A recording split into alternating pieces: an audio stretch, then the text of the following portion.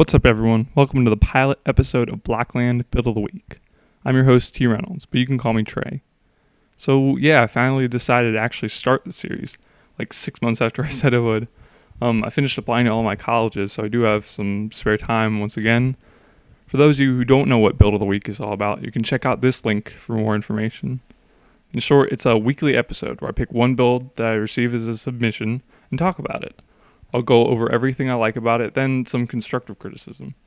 The reason this episode is a pilot is because I really want to see how well the series works.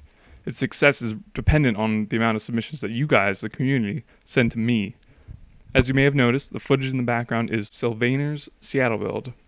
I want to showcase this build as sort of a guideline / example of what I'm looking for. I'll get to more about why specifically in a second, but first let me give you a little bit of background about this one.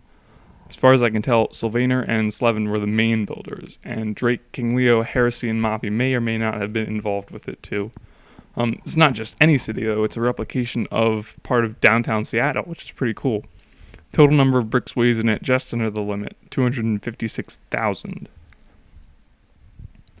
So there are a few reasons why I picked this build for the pilot episode. First of all, it's a really nice build. I mean, it took them almost 2 years to finish it. I'm a big fan of the way the skyline looks, especially the life building. I actually do prefer this build to Utopia City, which is the more recent city that Sylvaner and cohort have been working on. The other main reason why I picked this build is because it's 100% default. That means it only uses bricks that are included with the stock version of Blockland, no mods or brick packs. I don't have anything against using non-default bricks. When you use them correctly, they can actually add a lot to your build in terms of like detail and depth.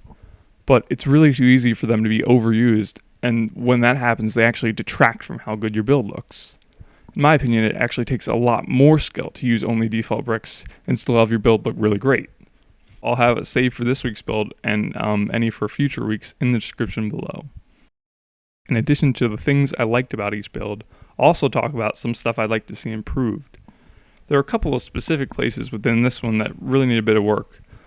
Examples include the Rotunda Dome and the front of the cruise ship. They're not like terrible, it's just that they're not as good as they could be. There's definite room for improvement, and they kind of stand out from the rest of the build. The biggest problem I have with this build though is that the detail really isn't even throughout. Here's the thing though, it's not the fault of the builders, it's the fault of the brick limit. Ideally there would be a lot of detail everywhere, but because there's a limit you have to choose what goes into the final product. What's a real shame is that this build can't have the little details like the cruise ship and the news studio and have the breadth of a full-size city, because there's a limit. There can only be one or the other. Especially with the not-so-recent removal of terrain, the brick limit definitely needs to be raised, but I think that's a discussion for a separate video. That's all I got for now. Hopefully I'll be back next week with a brand new build to talk about. Peace out.